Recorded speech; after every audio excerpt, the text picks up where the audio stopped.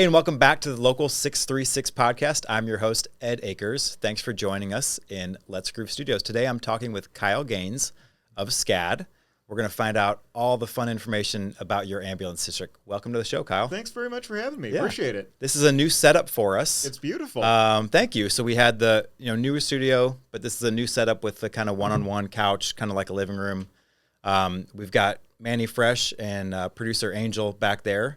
And they're with Let's Groove Entertainment. I should say, Let's Groove Entertainment is a great podcast studio. As you can see, they do all kinds of stuff. Any podcast need that you have, if you need voiceover work, if you need camera work, that can all happen at Let's Groove Studios. Right here in the heart of downtown Cottleville. Super easy to get to. Super great people to work with.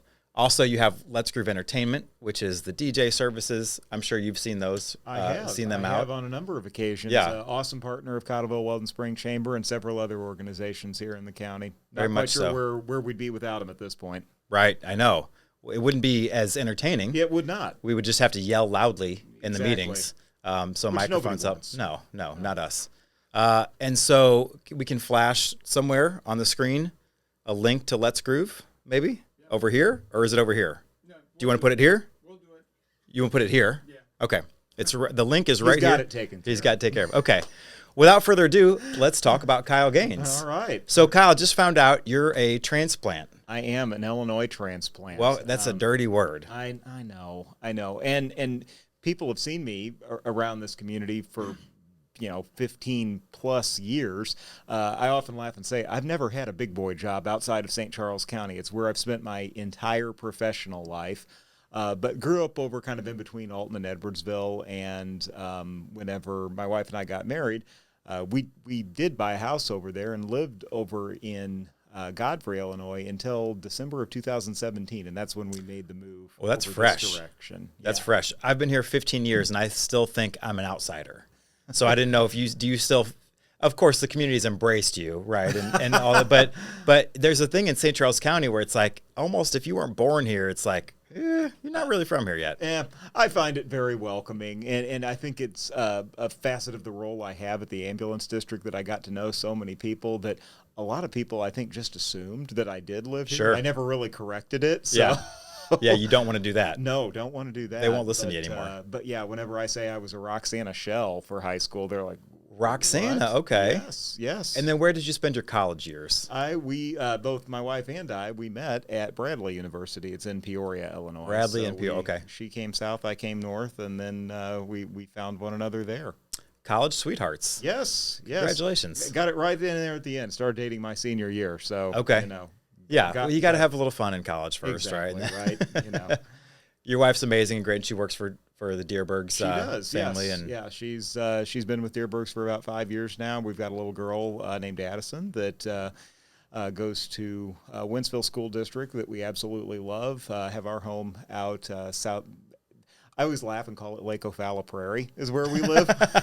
somewhere in that. It's right out there. There's Yes, a lot exactly. out there. There's a That's lot. fair. It's Yeah. where everything kind of comes together. We are technically residents of the city of O'Fallon, but have a lake mailing address, Wentzville Schools and Wentzville Fire. So that's where kind of came from, Lake O'Falla Prairie. Yeah. Yeah. And if Kyle looks familiar to you, you've probably seen him on the news. Well, probably mostly the news, right? Yes. Kyle, you are the community, you told me. And Director of Community Relations. Director of yeah. Community Relations for SCCAD. Mm-hmm. And we were just talking off podcast. You've been with SCCAD for 15 years this year, right? It will be 15 years in August. Been a wonderful ride with the ambulance district. See what you did there. Yes, exactly. Right. Most rides are not Most wonderful. rides are not wonderful. Yeah, exactly. It's not a great day when you have to take a ride with us, but no, it's been a wonderful place to build my skill set, and it's a great place to work. Very rewarding place to work with a great team of people that take good care of our community. And as you said, you hadn't had a big boy job outside of that. I mean, this has been the bulk of your career. Oh, the very much the bulk of my career. After graduation, spent a few years with the Maristar Casino. Still have very fond memories, and still know a few people that work down there. And then transitioned over to the ambulance district, and have really tried to evolve what we do, build the safety programs, and again, it's wonderful to serve a community that is so supportive of not only its paramedics, but all of its first responders. Our community really does rally behind paramedics, firefighters, police officers on whatever it is that we're doing, whether it's the day-to-day grind or a new safety program, or if we're asking for support on something. You can almost guarantee that this community is going to get behind it, and it's wonderful to give back to that community that's so supportive of us. Yeah, early on in the podcast, before I knew what I was doing, not that I do now, but I would have a list of questions, and inevitably one of those questions was something like, what's great about St. Charles County? Why do you like living here? And it's the answer that you said. And I actually stopped asking it because I got the same response. Mm-hmm. And that's, the first people I interviewed were mostly like business owners. Mm. And so it's the same thing where it's supportive, but it's interesting to hear that from a PR perspective too. And from like a first responder perspective that it's a supportive community. And yeah, you're right. And being just like Joe Citizen, I don't think that probably most people know that, but now being involved with the things that happen in St. Charles County, every time a first responder needs something, it's there, it's done. It's no questions asked, it's supported.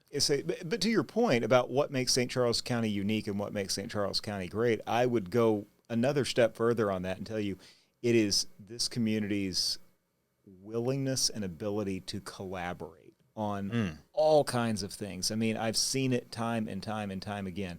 Everybody nobody wants to play we're going to silo ourselves off and we're going to go at this by ourselves. We do it within first responder world. Mm-hmm. We collaborate with our school districts. We collaborate with our business community. None of us can go at it alone. It's not going to work. But whenever you build those pieces and those strengths of others in your community, and others are just as willing to do it. You see it all over the place. It's why programs like CAPS are so successful. It's why, the OPO is successful. It's why, insert any number of projects and initiatives in our community. It's why our nonprofits are thriving. It's because the community believes in coming together and lending time and talent to make something grow and make it successful. Why is that? Do we have a little bit of little brother syndrome to St. Louis County? Do we feel like it's not going to work if we don't come together? We need to do this because kind of all we have is each other.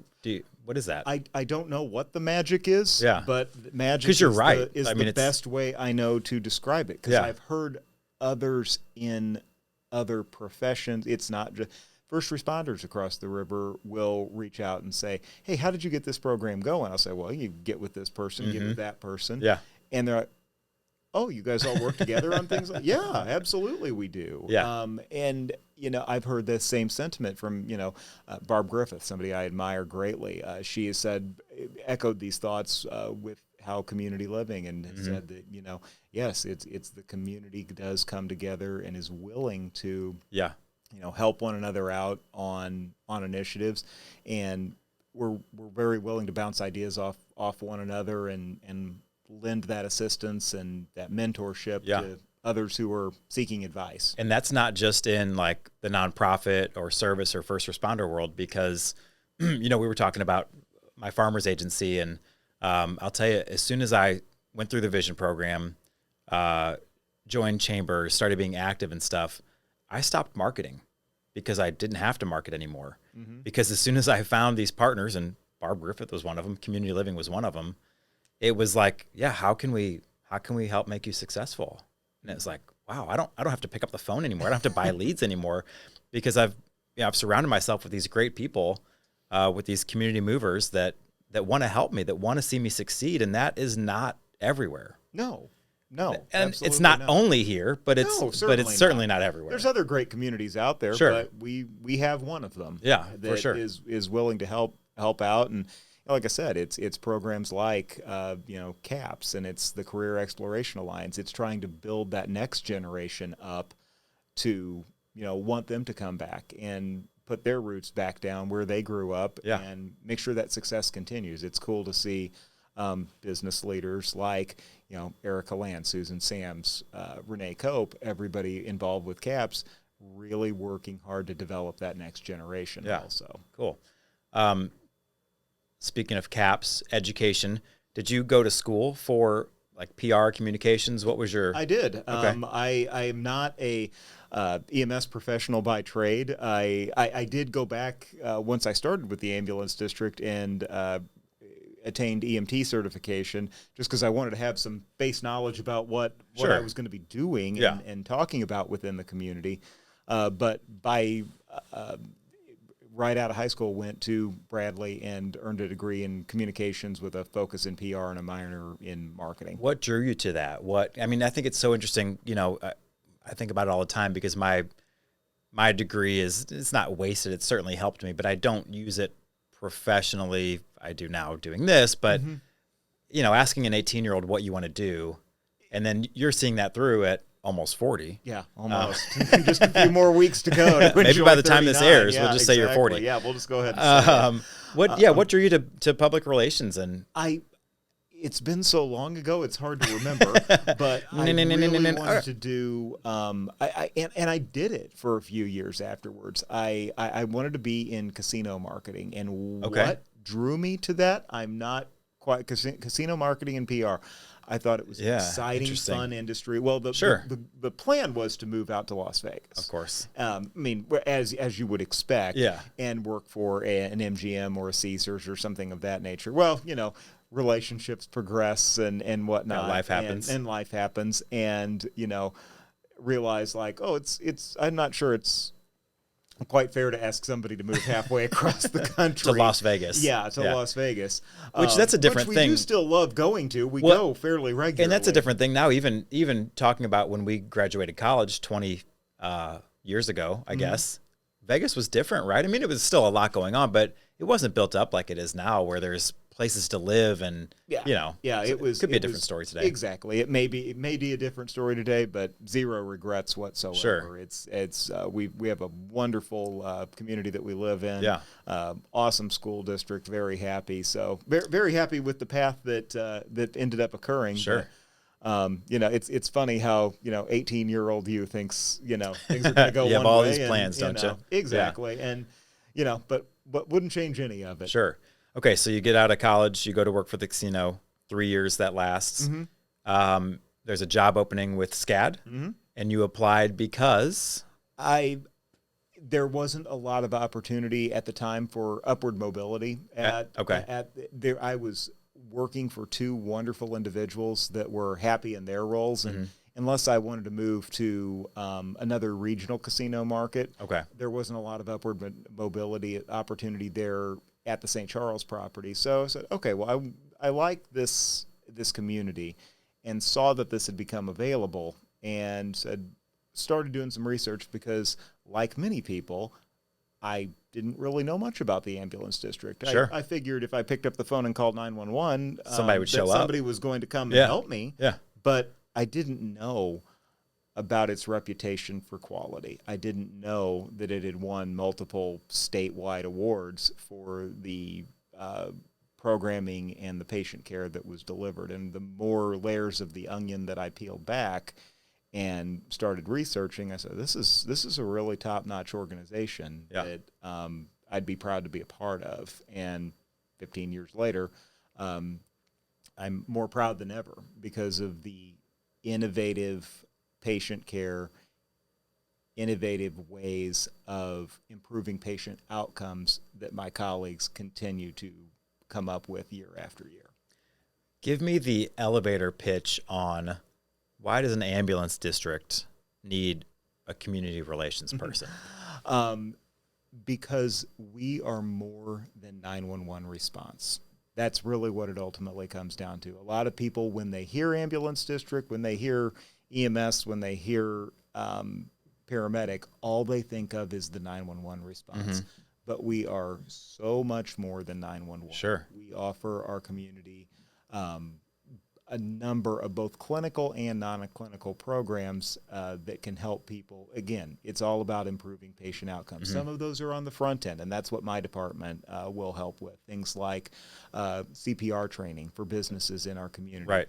Child safety seat installs for new parents and Let's talk about grandparents. child safety seat installs. We're going to take it aside right now, or do we want to hold off until We'll have a fun part at the end. Okay. Questions, okay? All right. But these programs you do for the community for free, people come in, or how do those work? The vast majority are free. Some are on an at-cost basis, like our Rapid Access program, for instance. It's a safe entry program so that if somebody has a medical emergency, it's a little key box that goes on their door jamb. The code is stored in the countywide dispatch system. The paramedics get to their house. They can look in their entry notes, get the code, get the key out, get in and help that patient quickly and safely, even if that patient can't get to the front door to unlock it for us. Hugely well-received program. That's one of our examples of an at-cost program because we buy the little key boxes from Home Depot. They've been a wonderful partner on that program for about a dozen years now. And we sell them for what we buy them for. We aren't looking to make any money on that program, and we do the delivery and the installation at no cost for the resident of our community because it's just another step we can put in place to help that emergency situation function quickly and function smoothly. The car seat installs. It might be helping prevent an injury from occurring. The CPR training, obviously very front of mind right now, given the events of the Bengals game a couple of weeks ago. Yeah.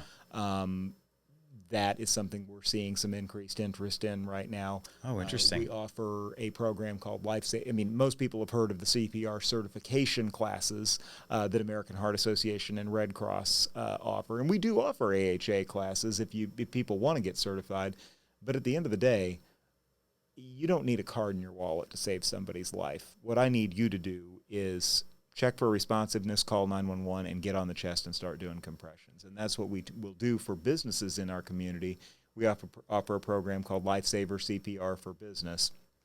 Any business, any size, if you're Farmers Agency, if it's only 3 or 4 team members, we can come in and do a 30, 45-minute class where we cover the basic mechanics, the science behind why CPR is beneficial, cover how to use an AED, talk about Missouri's Good Samaritan Law, do all those things. It's a completely free thing that we offer any business in our community because we know what the outcome will be on that call if nobody provides bystander CPR prior to our arrival. Statistically, it's very unlikely that that individual will survive that cardiac event. But if we can get more and more and more people in our community comfortable with the idea and the technique of doing chest compressions until EMS arrives, it just improves outcomes across the board. True or false? When giving chest compressions, you should be pushing hard enough that how hard? I've heard some people say like it should break something. Should you break ribs? Right, correct. Yeah, is that, I mean... on an adult victim of cardiac arrest, you want to push down about 2.5 inches. Obviously, at the time, you are not going to have your ruler or your tape measure handy to check that, but you need to be pushing pretty hard. And is it a possibility that you could pop some cartilage that holds the ribs to the sternum? 100%. Absolutely, that could happen. It doesn't happen in every situation, but it's not an uncommon occurrence. Yeah.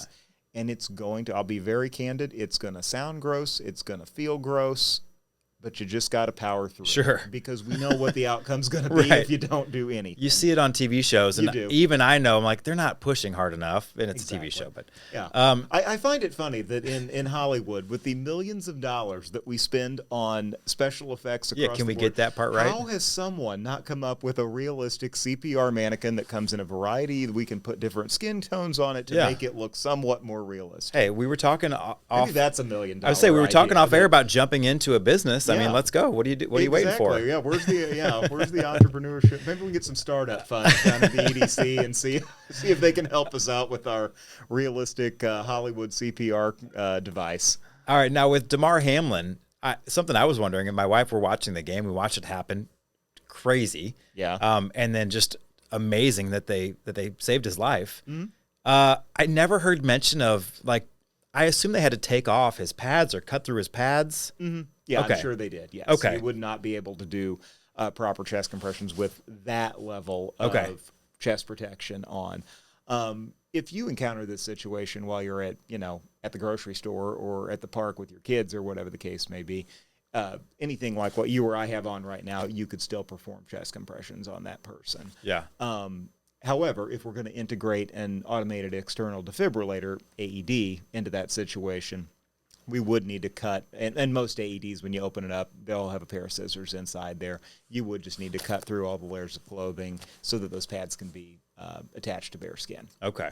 Yeah. So the chest compressions, though, if we're at a football game, we're going to have to get those pads off. Yes, pads off, but for spectators, you can just go ahead with if they got a sweatshirt or something like that on. Yeah. No worries. And the players, going back to that again, the players did a great job of kind of huddling around, and intentional or not, it blocked the cameras, which is fantastic. I mean, I'm sure nobody really needs to see that. No, he doesn't need that, but that is something we wondered, and I wondered why that never got mentioned. All the, and unless I missed it, maybe the stuff that the first responders had to do to administer that. But yeah, and again, it really regardless of where you are, it goes back to those 3 C's: check, call, compress. We're going to look for regular breathing. If we don't see chest rise and fall, we're sending somebody to call 911 and look and see if there's an AED there, and then we're moving on to chest compressions. Are we done with the breathing part of CPR? That's a great question. Yeah, because it's been, I was a lifeguard in high school. Sure. Give me some credit. But we had the masks that we breathed into. But I think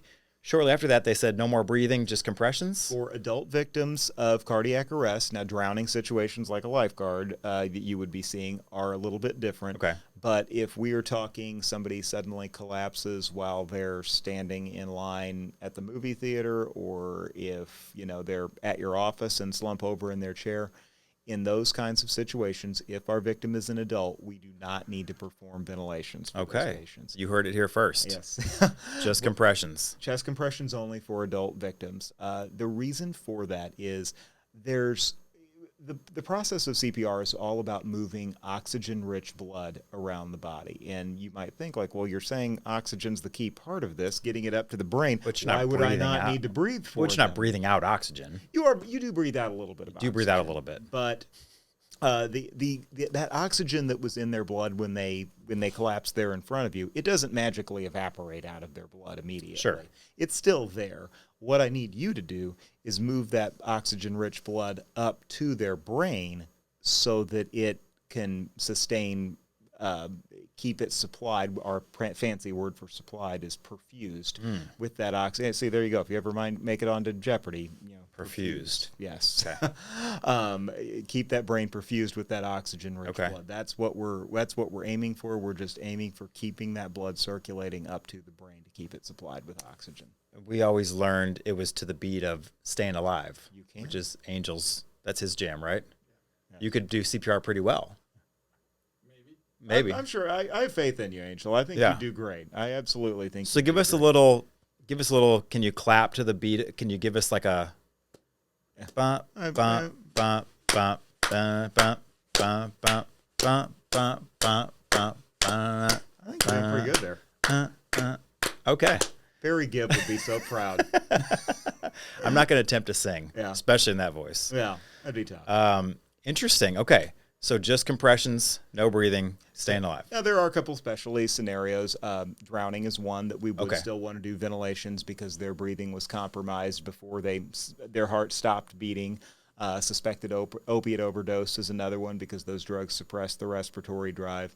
And certainly any and all pediatrics still need ventilations also. Okay. And we can, if your business wants to schedule a lifesaver CPR training, if you want to... Why don't you look right there and say that? Absolutely. If your business wants to schedule a lifesaver CPR training, you can call our headquarters facility, ask to speak with me, and we will get you on the books.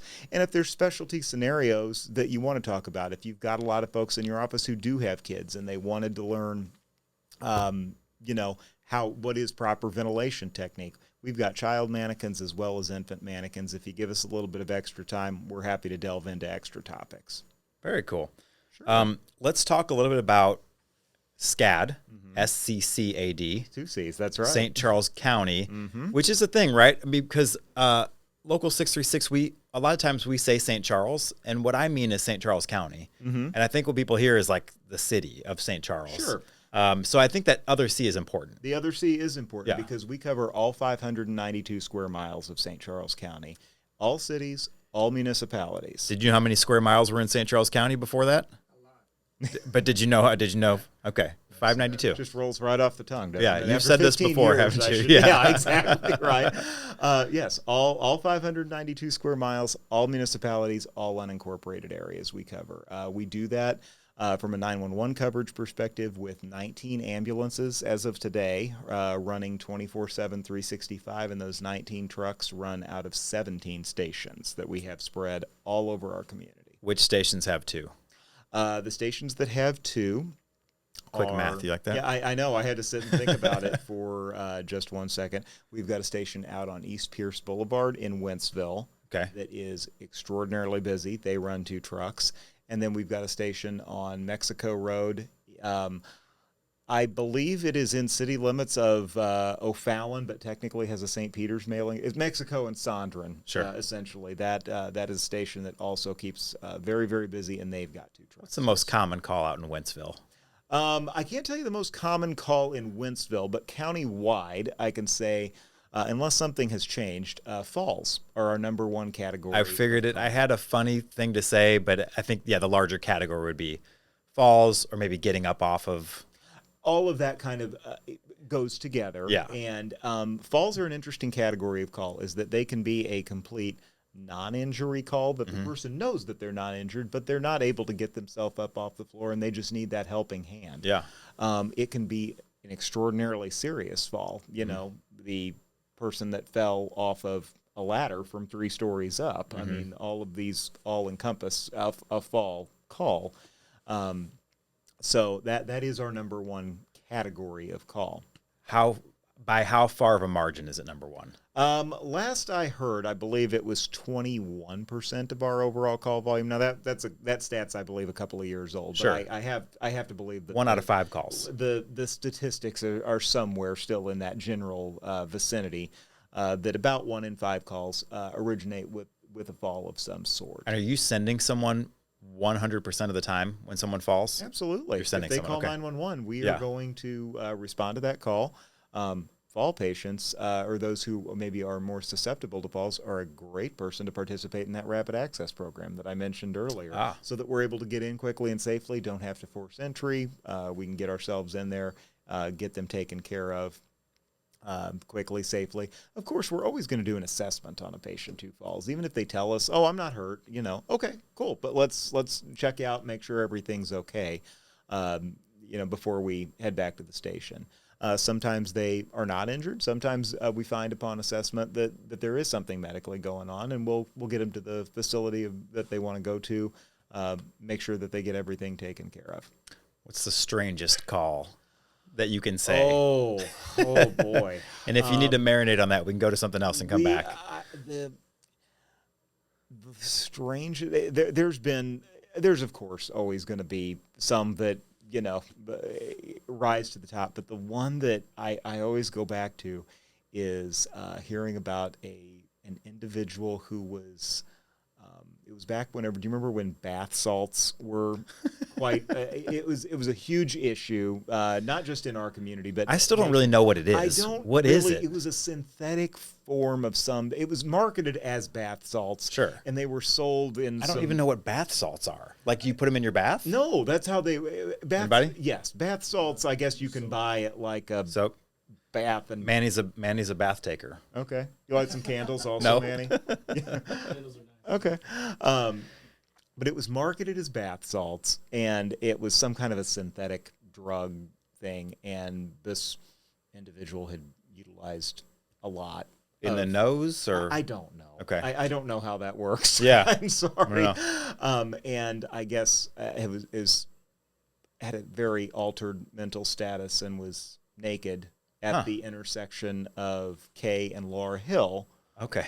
It was climbing up on cars that were parked at the intersection. Wow. So, yeah, that was Well, bath salts and being naked. I mean, you could almost expect that, I guess. I guess. I don't know. But that And was, what do you do? A little Narcan for that, or that's Narcan would not be appropriate in No, that situation. Narcan is utilized only on opiate overdoses to reverse the effect of an opiate-based drug, and then the bath salts were not opiate-based. Sure.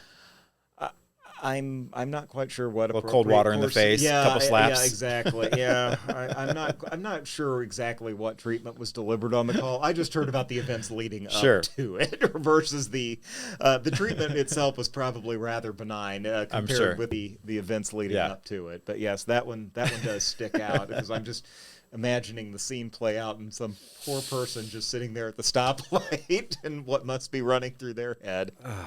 That's rough. Yeah. Let's talk a little more about SCCAD and the great things that you guys do. And if we've got that new facility picture, that's great. As a lot of people can assume, SCCAD, first responders, everything's paid for out of taxpayers' money. Sure, absolutely. We were talking a little bit again how, and I'm sure you've heard this more than me, I'm sure. Why do I have to pay for? Why do they got a new building? And it's like understandable. We understand. Sure. The new facility that you see here behind us was financed using bond money that voters overwhelmingly approved in 2018. That was called Proposition Ambulance, and it was a $70 million bond. Little under half of that went to finance the construction of the facility you see there. There's a lot more on either side of it. I just love that. Beautiful. Yeah, love that shot of the main entrance in our community room there. But what that facility did was it brought everyone together that was spread throughout. Basically, everything that wasn't 911 operations was spread throughout 5 buildings in 3 different municipalities. We had facilities in Cottleville, O'Fallon, St. Peter's, multiple buildings in St. Peter's, and it was a rather disjointed way of doing business. We had our fleet maintenance and logistics center were in Cottleville. Our non-emergency transfers were out in O'Fallon. HR and finance was in one building in St. Peter's. Training was in a different building in St. Peter's. And finally, then we had our administration in a third building in St. Peter's. Lots going on there. And what we did basically was pull all of those departments together and moved into this facility that you see here that is not only going to meet the needs of our organization for today, but this is about a 30-year building. We anticipate that it's been purpose-built with room to grow. Sure. We're not going to build something then only to have to say, oh, we need to add on in 5 years. That's not going to do anybody any good. Because the more call volume that we end up getting, eventually you have to add back-of-house positions to support. More calls means we have to hire more paramedics. More paramedics eventually necessitates a need for more training officers to make sure everybody's keeping up with their credentialing. More calls means we have to order more supplies. Eventually, if our network of stations expand, we may need to add on our supply technicians, the folks that get these deliveries, everything from IV starts and bandages all the way to paper towels and forks for the kitchens at the stations. Yeah. More folks to get those out to where they need to go. So everything revolves around the increased volume necessitates more volume on the back end also. And that's what brought all of these components together. And that volume surpassed 50,000 calls. It did. Recently. It did. For the first time in 2022, we eclipsed 50,000 on our call volume. I know. That's crazy. And that reaction is pretty much universal. Whenever I share a number like that with our community, I get a lot of, I had absolutely no idea. I'm trying to do rough math. So like 100 calls a day would be 36,000. Mm-hmm. Yeah. It works out to about 130, 135 a day that we respond to. And certainly there are days where it's only 90, but there's days where it's 200 also. And that's across the 19 stations. 19 stations. But remember also, there are non-emergency transfers that come into play also. If somebody needs if somebody is leaving St. Joe's and is going to Breeze Park for some rehab after a hip replacement, that would be a non-emergency transfer. Gotcha. If somebody is leaving Barnes St. Peter's and needs to go down to Big Barnes for a very specialty procedure, or they need some kind of specialty care that our regional hospitals don't have. That's handled by that surge division, our non-emergency transfers. We've also got our critical care transfers that come out of the hospitals. That those are the sickest of the sick, folks who are on, a balloon pump, multiple infusions, things of that nature. Folks who used to perhaps have to have an ICU nurse accompany us on that trip. We've now got a number of our folks that have gone back for more schooling and are specialty credentialed as critical care paramedics so they can handle those most acute of patients. Wow. So all of that together, yeah, 50,000 plus now, 50,700 some, I believe, is. It's still so fresh in my mind. I know we moved over 50K, but it'll take me a few more weeks to get that exact number roll off the tongue, like 590 per mile. And I'll never forget that. I know, right? Now, when the calls come in, do they come into one central location and then they're dispersed to the corresponding? They do. Whenever you call 911 from your cell phone or from a landline, where that's going to go first is your municipal police department, or if you're in unincorporated, it goes to county PD. Never called 911. Never? Really? I don't think so. Is that uncommon? Most folks. You've called 911? Yeah, most folks have, seen a car wreck occur or something of that nature. But so where that call is going to go first is your municipal PD. If you call from the office, it'll go to St. Charles. Whenever you say that, hey, I've got somebody who has fallen, or as I think maybe they're having some shortness of breath or they're having chest pain, the minute that you say that call is fire or EMS related, your PD is going to push a button, and that's going to automatically go out to St. Charles County Department of Emergency Communication. That is a county department, and we are not a division of county government. I think this is always something that there's some confusion there because, right there, county's in our name. Yes, it's the second C. It is the second C, but we are not a county department. We are our own separate entity. The folks who operate emergency communications, they are a county department. They are housed out at... Just meaning you're not under the governance of the county. Of the county, correct. Okay. Whereas emergency communications is. They have an absolutely phenomenal facility out on T.R. Hughes, just up off, if you take 79 north and then peel left onto T.R. Hughes. Yeah, that's a newer facility too, right? With all the emergency weather stuff and... Exactly. Yeah. Exactly. Awesome group of individuals who we often refer to as the first responders. They are the ones who get everything put in motion for that call. They are the ones running through a list of questions with that caller to determine what resources are needed. You might think when you call 911, oh, well, they just need an ambulance and maybe a pumper, some firefighters on that call. But there's so much more to it than that. Was it a motor vehicle accident? Did that person strike a fire hydrant that requires that the water company be involved? Is there an electrical component like Ameren that needs to be involved? Was one of the vehicles involved a tractor trailer that was maybe transporting some kind of a material that we may need? Oh, man. We may have some MoDOT sort of a hazmat situation. Okay. Do we need to get MoDOT engaged? I would never have thought. I was on a call earlier last year that they had to get in contact with folks at the railroad. So all kinds of resources that these folks, in a moment's notice, get working to coordinate to make sure care can be delivered optimally for that individual who needs help. So they are the ones who then tone out whatever resources are being deployed. And again, the amount of resources being deployed are wholly dependent on the severity of the situation. If it's that caller that says, I've just fallen, I can't get myself up. Oh, I thought you were going to do it. Yeah, I've fallen and I can't get up. Yeah, I know. If it's that call, they may just send an ambulance on the quiet. Right. But that's very different than the motor vehicle accident out on 70, where they say, hey, one of the cars rolled over, we need help. And that's where we get, a pumper, a battalion chief, a couple of ambulances, and a SCCAD battalion chief, multiple police units also on that call. So they beautifully orchestrate getting all of that together for us. And certainly we are in communication with them en route once we get on scene. What other, because you don't know everything, you know. Right. They are able to get additional units to the scene if needed, based on the assessment of the first arriving crews. All right. Now you mentioned that when you got the job, you did go through some training just to get the terminology, the jargon, to know the scope of what you were doing. Has it ever gotten to a point where you were needed?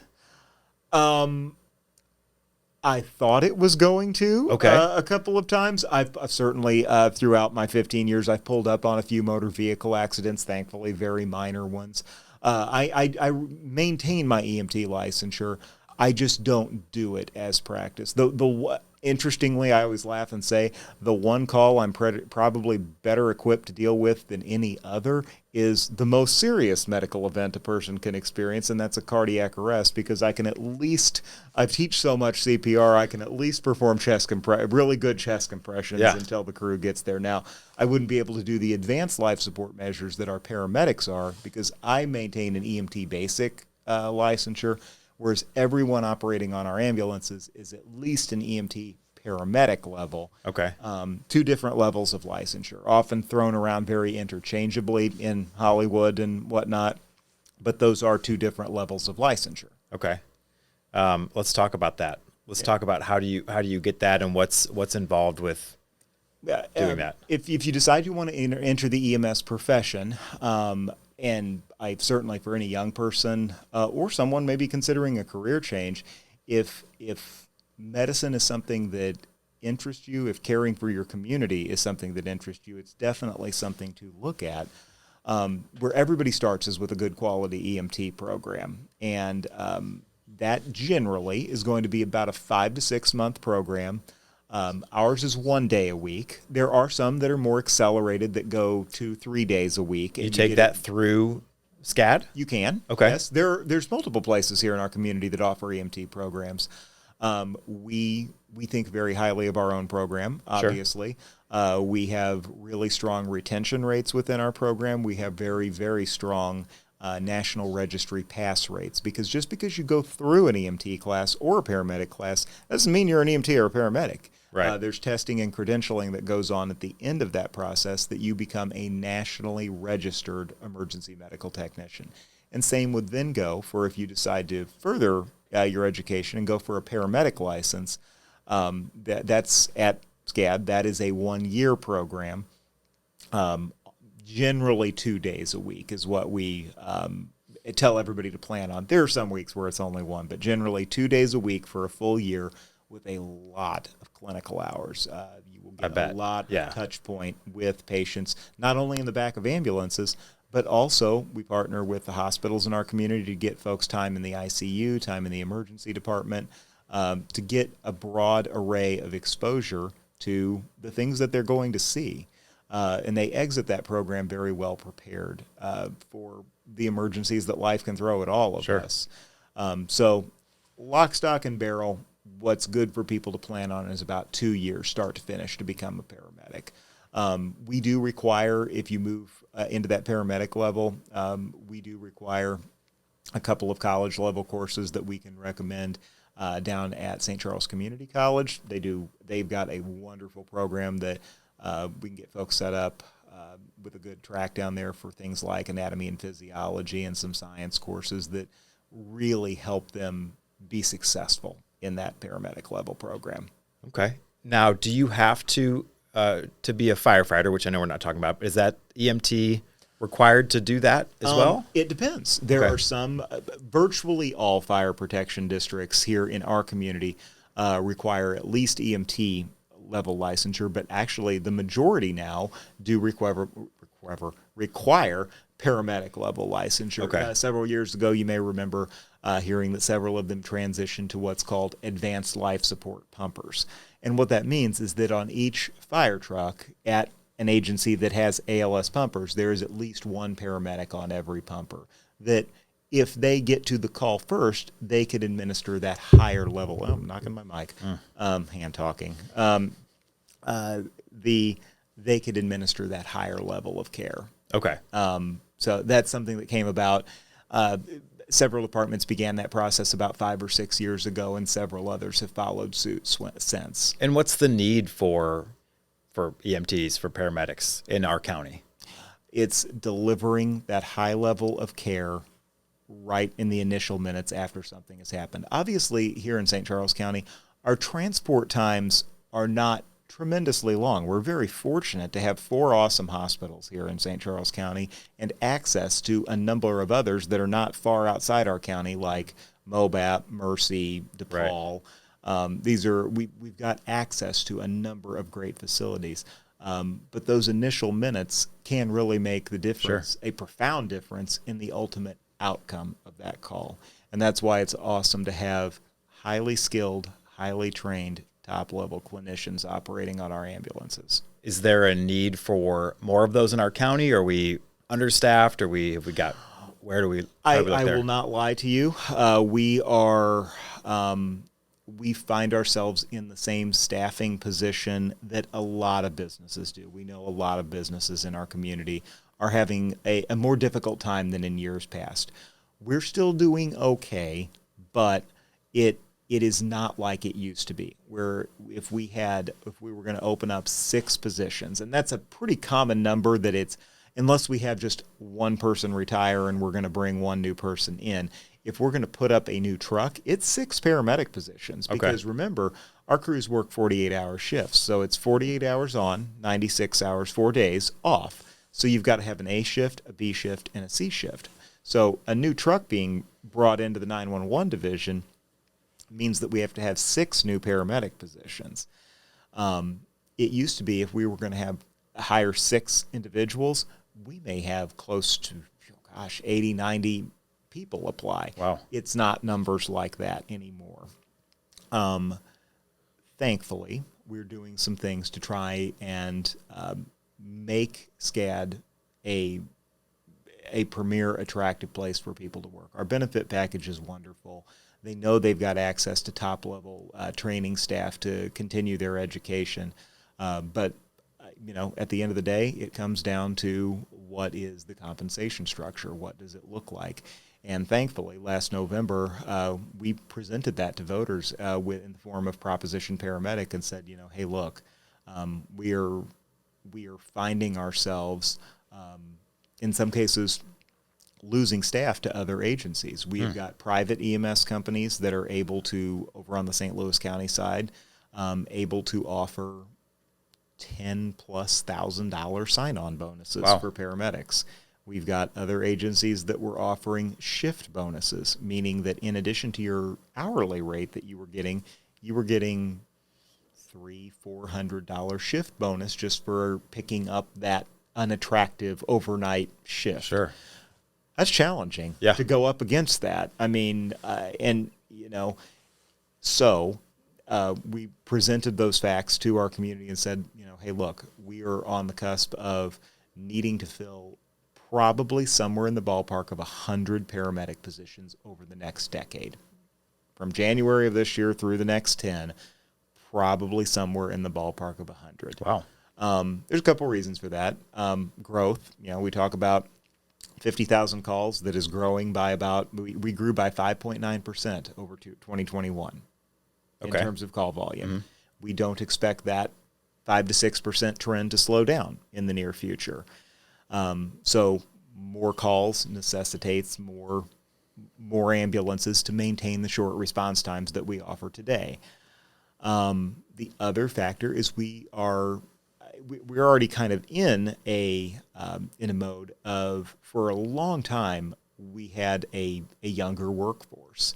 And we still have a lot of young people that work for us, but we're starting to get to a point where some people who came on board when we were going through our first big grow phase in the late 90s and early 2000s, well, they're a quarter century in on their journey with SCCAD. Some of them are at 25, 30, 35 years in on their journey, and retirement's coming. So we know we're going to, have to refill those positions in addition to staffing the new ones. What makes it good? If there's anyone listening or watching that is thinking about this, what makes it good? What are some characteristics that a person would have that would make a good EMT or first responder? Critical thinking skills, it's not always a linear path of I do A, I do B, I do C. Sometimes it's triaging and figuring out what is the most immediate need and how do I best go about it. So good critical thinking skills and empathy. Being able to put yourself in that patient's shoes of what that person is facing on that day is a huge attribute that is needed in this profession, because they are going to see folks from all walks of life, and being able to connect with those patients and understand what they're going through is hugely beneficial. If there's anybody that does have, maybe a high school student that is interested in maybe gravitating towards something medical, it's fascinating that when young people think medical, they think docs, nurses, maybe physical therapists, because it's the folks that they're exposed to. Maybe they had a sports injury or something like that, and they went and saw a physical therapist, and they thought, oh, that's cool. Yeah. EMS doesn't always bubble to the top with young people. Sure. So we're trying to flip that script and work with our, again, I talked about our involvement with the CAPS program. They meet at our building one day a week, and they get a lot of exposure to various aspects of our business. But we've started something new in fall of last year called the Paramedic Exploration Academy. It's a 5-week program, nice short hour-and-a-half sessions, 5 of them, that lets them meet with different leaders within our department, and not only do a little bit of classroom stuff, but get hands-on experience. We do everything from intubation on the mannequins to IV starts, so they can kind of get a feel for some of the things that we do. It was a new program last fall. We didn't know how it was going to go over, but again, thanks to collaboration and partnership with our school districts and some of those college and career counselors and biomed teachers, helping identify those students that would be good fits, we've thought, if we can fill a class of 25, we'll be happy. Well, we not only filled a class a little bit over capacity for the fall, but we've already got a spring class full based on interest that we got on that initial offering. So very, very excited to be continuing to offer that. It seems like it was a winner, and I think we're going to continue that program in the years to come to give young people that chance to see what we're all about. And if it serves as nothing more than absolutely not, that's okay. Yeah. That's a good thing. That's right. To rule something out that Exactly. you don't want to do. Get it out early. But even better, if it does spark that interest to say, I do want to spend a lifetime helping people. Yeah. Well, and you've certainly taken that on, and we were talking a little bit before we're going to wrap up here, but it's awesome to hear someone that's so passionate about what they do. And, we were talking before, anytime I look your way at a meeting or a room we're in, you just always have this great disposition. You always seem happy. You seem to really enjoy what you do, and extremely knowledgeable about our county. And I have a team that gives me a lot of good material to work with. Sure. That's great. And that's ultimately what it comes down to, whether it's attaining pediatric level 1 status or one of our team members being named state paramedic of the year or any number of other things. There's always awesome things happening that make my job really easy to communicate with our community. And to bring it full circle, it's about working together, right? And helping each other out and wanting to see people succeed. So for sure. Thanks so much for coming on, man. I appreciate it. Thanks for the invite. Extremely knowledgeable and informational and entertaining, I hope. Good deal. I had a great time. Thanks for having me.